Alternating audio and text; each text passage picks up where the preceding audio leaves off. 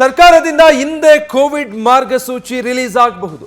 ತಾಂತ್ರಿಕ ಸಲಹಾ ಸಮಿತಿಯಿಂದ ಕೆಲ ಮಹತ್ವದ ಶಿಫಾರಸುಗಳಾಗಿದೆ. ಆ ಶಿಫಾರಸಿನ ಅನ್ವಯ ಸರ್ಕಾರದಿಂದ ಕೋವಿಡ್ ಗೈಡ್ಲೈನ್ಸ್ ರಿಲೀಸ್ ಆಗೋ ಸಾಧ್ಯತೆಗಳಿವೆ. ಗೈಡ್ಲೈನ್ಸ್ ರಿಲೀಸ್ ಬಗ್ಗೆ ಆರೋಗ್ಯ ಸಚಿವರು ಕೂಡ ಮಾಹಿತಿ ಹಂಚಿಕೊಂಡಿದ್ದಾರೆ. ರೋಗಿಗಳು ಮತ್ತೆ ವಯಸ್ಸಾದವರು ಕಡ್ಡಾಯವಾಗಿ ಮಾಸ್ಕ್ ಧರಿಸಬೇಕು ಅಂತ. ಕರೋನಾ ಟೆಸ್ಟಿಂಗ್ ಸಂಖ್ಯೆ ಹೆಚ್ಚಳ ಮಾಡೋದಕ್ಕೂ ಕೂಡ ಆರೋಗ್ಯ ಇಲಾಖೆಗೆ ಸೂಚನೆ ಕೊಡಲಾಗುತ್ತೆ ಅಂತ ಆರೋಗ್ಯ ಸಚಿವ ದಿನೇಶ್ ಗುಂಡೂರಾವ್ ಮಾಹಿತಿ ನೀಡಿದ್ದಾರೆ. ಅಲ್ಲಿಗೆ ಮತ್ತೊಮ್ಮೆ ಈಗ ಸರ್ಕಾರ ಒಂದಷ್ಟು ಗೈಡ್ಲೈನ್ಸ್ ಗಳನ್ನ ರಿಲೀಸ್ ಮಾಡಿದೆ. ಒಂದ್ ಕಡೆ ಕೇರಳದಲ್ಲಿ ಕೇಸ್ಗಳು ಹೆಚ್ಚಾಗ್ತಾ ಇರೋದು, ಒಟ್ಟಾರೆ ದೇಶದಲ್ಲೂ ಕೂಡ ಪ್ರತಿನಿತ್ಯ ದಾಖಲಾಗ್ತಾ ಇದ್ದ ಕರೋನಾ ಕೇಸ್ಗಳಲ್ಲಿ ಹೆಚ್ಚಳ ಆಗ್ತಾ ಇರೋ ಪರಿಣಾಮ. ಕನ್ಫರ್ಮ್ ಮಾಡ್ಕೋಬೇಕು. ಕನ್ಫರ್ಮ್ ಮಾಡ್ಕೊಂಡ್ಮೇಲೆ ನಮಗೆ ಹೇಳ್ತೀವಿ. ಇನ್ನು ಪೂರ್ತಿ ಕನ್ಫರ್ಮೇಷನ್ ನನಗೇನು ಬಂದಿಲ್ಲ, ಇನ್ನು ಚೆಕಪ್ ಮಾಡಿ ಹೇಳ್ತೀನಿ.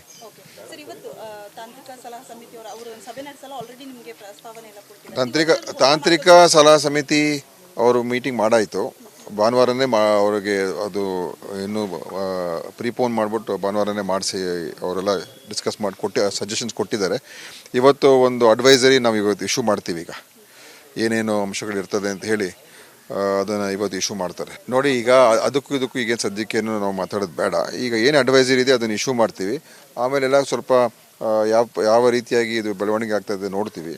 ತದನಂತರ ಮುಂದೆ ಏನು ಕ್ರಮ ತಗೊಳ್ಬೇಕು ಅದ್ರ ಬಗ್ಗೆ ಆಮೇಲೆ ಚರ್ಚೆ ಮಾಡಿ ಹೇಳ್ತೀವಿ.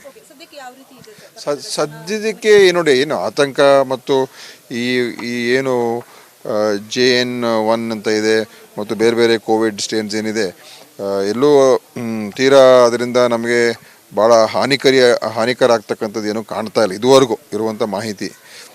ಮತ್ತು ಅದರಿಂದನೇ ಜನ ICUಗೆ ಹೋಗುವಂಥ ಪರಿಸ್ಥಿತಿ ಆ ಥರ ಏನು ಉದ್ಭವ ಆಗಿಲ್ಲ. ಕೆಲವ್ರಿಗೆ ಬೇರೆ ಬೇರೆ ಕಾಯಿಲೆಗಳಿದ್ದು ಇದು ಸೇರಿಕೊಂಡಿದ್ದಾಗ ಅವ್ರಿಗೆ ಅದರಿಂದ ಅವರು ICUಗಳಿಗೆಲ್ಲ ಕೆಲವರೆಲ್ಲ ಹೋಗಿದ್ದಾರೆ.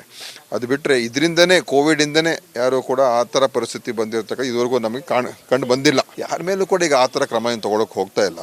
ಯಾಕೆಂತ ಹೇಳಿದ್ರೆ ನಾಳೆ ಹೇಗೋ ಕೇಂದ್ರ ಸರ್ಕಾರದ ಜೊತೆ ಒಂದು ಮೀಟಿಂಗ್ ಕೂಡ ಇಟ್ಕೊಂಡಿದೆ, ಮಧ್ಯಾಹ್ನ ಇದೆ.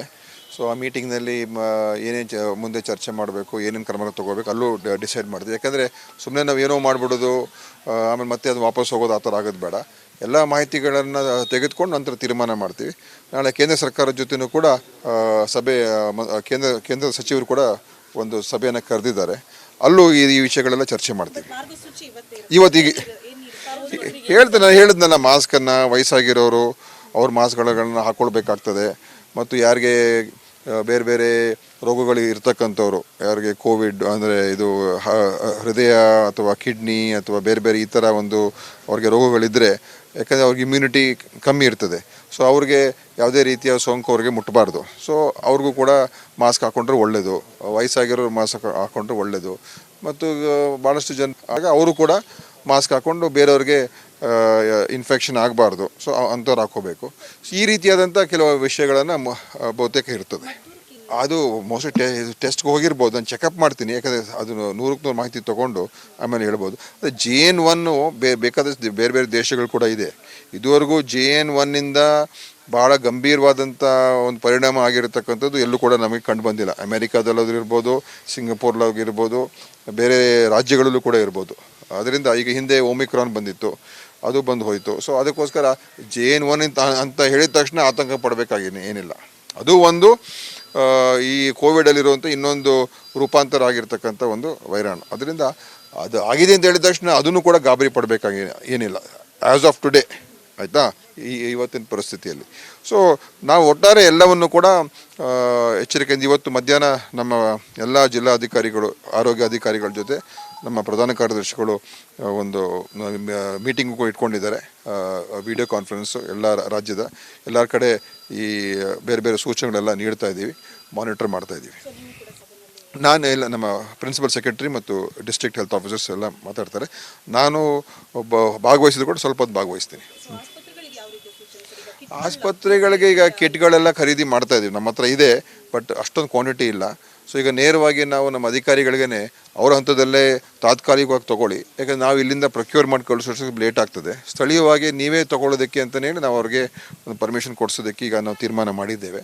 ಸೊ ಲೋಕಲಲ್ಲೇ ಅಲ್ಲೇ RT-PCR ಕಿಟ್ಸು ಮತ್ತು ರ್ಯಾಪಿಡ್ ಆ್ಯಂಟಿಜೆನ್ ಟೆಸ್ಟ್ಗಳು ಮತ್ತು ಇದೆಲ್ಲ ಮಾಡ್ಕೊಡೋದಕ್ಕೆ ಸದ್ಯಕ್ಕೆ ಇಮಿಡಿಯೇಟಾಗಿ ಅವರು ಶುರು ಮಾಡ್ಕೊಂಡ್ಬಿಡ್ಬೇಕು. ಯಾಕಂದರೆ ನಮಗೆ ಟೆಸ್ಟಿಂಗನ್ನು ಈಗಲೇ ಆದಷ್ಟು ಬೇಗ ಶುರು ಮಾಡಿಕೊಂಡ್ರೆ ನಮಗೆ ಎಷ್ಟರ ಮಟ್ಟಿಗೆ ಇದು ಹರಡಿದೆ ಅಂತ ಗೊತ್ತಾಗ್ತದೆ. ಟೆಸ್ಟೇ ಮಾಡದೆ ಹೋದರೆ ಏನು ಗೊತ್ತಾಗುತ್ತೆ ನಮಗೆ. ಸೊ ಟೆಸ್ಟಿಂಗನ್ನು ಹೆಚ್ಚು ಮಾಡಬೇಕೀಗ, ಅದು ನಮ್ಗೆ ಆದ್ಯತೆ. ಈಗ ಹೆಚ್ಚು ಟೆಸ್ಟ್ಗಳು ಮಾಡಿಸಿ ಇವತ್ತು ಏನು ಪರಿಸ್ಥಿತಿ ಇದೆ ಅಂತ ತಿಳ್ಕೊಳ್ತಕ್ಕಂಥದ್ದಕ್ಕೆ ಅದು ನಮಗೆ ಒಂದು ದಾರಿ. ಅದು ಈಗ ಆ್ಯಸ್ ಆಫ್ ನಾವು ಏನು ಇನ್ಕ್ರೀಸ್ ಆಗಿಲ್ಲ, ಜಾಸ್ತಿ ನಿನ್ನೆಲ್ಲ ಲೇಟೆಸ್ಟ್ ಫಿಗರ್ಸ್ ಬೇಕಾದ್ರೆ ತಿಳ್ಕೊಂಡು ಹೇಳ್ತೀನಿ. ಬಟ್ ಈಗ ಟೆಸ್ಟಿಂಗ್ ಹೆಚ್ಚು ಮಾಡಿದ್ರೆ ನಮ್ಗೆ ಗೊತ್ತಾಗ್ತದೆ. ಟೆಸ್ಟಿಂಗ್ನ ಹೆಚ್ಚು ಮಾಡ್ಕೊಂಡು ಎಲ್ಲ ಕಡೆ ಈ ರಾಜ್ಯಾದ್ಯಂತ ಎಲ್ಲ ಆಸ್ಪತ್ರೆಗಳಲ್ಲಿ ಯಾರಾದ್ರು ಇನ್ಫೆಕ್ಷನ್ಸ್ ಹೋಗಿ ಆಸ್ಪತ್ರೆಗೆ ಸೇರಿರ್ತಾರೆ. ಮೊದಲು ಯಾರ್ಯಾರಿಗೆ ಈಗ ಆಸ್ಪತ್ರೆಗಳು, ಪ್ರೈಮರಿ ಹೆಲ್ತ್ ಸೆಂಟರ್ಗಳು ಎಲ್ಲ ಕಡೆ ಹೋಗ್ತಾರೆ, ಪ್ರೈವೇಟ್ ಖಾಸಗಿ ಆಸ್ಪತ್ರೆಗಳಲ್ಲೂ ಕೂಡ ಅಲ್ಲೂ ಮಾಡಿಸಕ್ಕೆ ಹೇಳ್ತಾ ಇದ್ದೀವಿ. ಅವಾಗ ಏನಾಗ್ತದೆ, ಅವಾಗ ಬೇರೆ ಅವ್ರಿಗೆ ಕಾಯಿಲೆಗಳಿಂದ ಹೋಗಿರ್ತಾರೆ. ಅವಾಗ ಇದನ್ನು ಟೆಸ್ಟ್ ಮಾಡಿದಾಗ ನಮಗೆ ಗೊತ್ತಾಗ್ತದೆ ಇನ್ಫೆಕ್ಷನ್ ಇದೆಯಾ ಇಲ್ವಾ ಅಂತ. ಸುಮ್ಮನೆ ಬೀದಿಲಿ ಹೋಗಿ ಜನರನ್ನು ಹಿಡಿದು ನಾವು ಟೆಸ್ಟ್ ಮಾಡೋಕ್ಕಾಗೋದಿಲ್ಲ ಅಲ್ವಾ. ಸೊ ಆರೋಗ್ಯ ಸಚಿವರು ಸದ್ಯದ ಪರಿಸ್ಥಿತಿಗೆ ಸಂಬಂಧಪಟ್ಟ ಹಾಗೆ ಮಾತಾಡ್ತಾ ಇದ್ರು. ದಿಢೀರಂತ ಮತ್ತೊಂದು ಏನೋ ಕರೋನಾ ಉಪತಳಿ ಬಂತಲ್ಲಪ್ಪ ಅಂತ ಆತಂಕಕ್ಕೆ ಒಳಗಾಗೋದು ಬೇಡ. ಸದ್ಯಕ್ಕೆ ನಾವು ಅಂಥ ಪರಿಸ್ಥಿತಿಯಲ್ಲಂತೂ ಇಲ್ಲ. ಆದರೆ ಜಾಗರೂಕರಾಗಿರೋದು ಬಹಳ ಮುಖ್ಯ ಆಗುತ್ತೆ.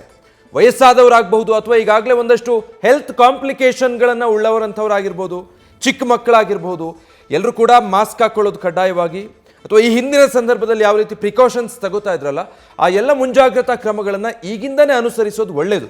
ಇದಕ್ಕೆ ಮುಂಚೆ ಕೂಡ ಕರೋನಾದ ಇಂಥ ಸಾಕಷ್ಟು ರೂಪಾಂತರಿಗಳನ್ನು ನೋಡಿದ್ದೀವಿ. ಒಮೈಕ್ರಾನ್ ಇರಬಹುದು, ಬೇರೆ ಬೇರೆ ತಳಿಗಳಿರಬಹುದು. ಈಗ JN1 ಅನ್ನುವಂಥ ಮತ್ತೊಂದು ರೂಪಾಂತರಿ ಪತ್ತೆಯಾಗಿದೆ. ಹೌದು, ವಿದೇಶಗಳಲ್ಲೂ ಸಾಕಷ್ಟು ಕಡೆ ಇಂಥ ಕೇಸ್ಗಳು ಹೆಚ್ಚಳ ಆಗಿದೆ. ನೆರೆಯ ಕೇರಳ ರಾಜ್ಯದಲ್ಲೂ ಕೂಡ ಈಗ ಈ ಕೇಸ್ಗಳು ದಾಖಲಾಗ್ತಾ ಇರೋದು ನಮ್ಮ ಗಮನಕ್ಕಿದೆ. ರಾಜ್ಯದಲ್ಲೂ ಒಂದಷ್ಟು ಕೇಸ್ಗಳು ಈಗ ಇರೋದು ಹೌದು. ಆತಂಕ ಬೇಡ, ಬಟ್ ಜಾಗರೂಕರಾಗಿರಿ ಅನ್ನೋದನ್ನು ಹೇಳಿದ್ದಾರೆ. ನ್ಯೂಸ್ ಫಸ್ಟ್ ನಿರ್ಭೀತಿಯಿಂದ ನಿಮ್ಮ ಪರವಾಗಿ.